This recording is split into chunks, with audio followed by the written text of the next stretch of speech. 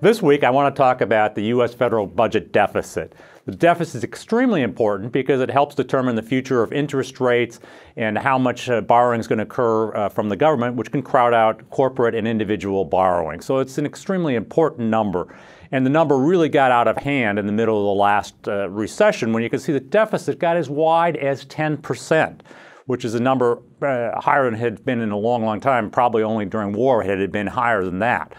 So now we've been through the recession, we've come back, we've had the recovery, we've had some changes in fiscal policy, and that deficit now looks like in 2014 will be down to about 2.9%, which is a very good level. It's a little bit higher than the 2.2% long-term average, but not very far off of it. And it should be relatively stable at that level for the next 3 or 4 years before getting a little bit worse in the 2020s as baby boomers retire. Now, to show graphically, some of that's because of spending caution, and some of it is because of more tax revenues.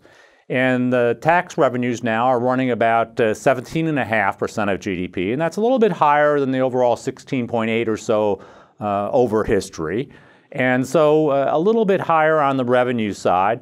But the expenditure side is also a little bit higher. That's averaged about 19% and will be probably a little bit over 20 overall. Combining the expenditures increases along with the spending increases, we net overall end up with a 3% deficit over the next several years, and then moving into the 4% levels in the 2020s.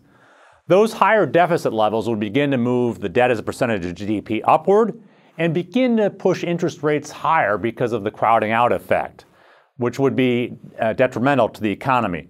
Hopefully, we can adjust fiscal policy in the years ahead to keep the deficit from expanding any further.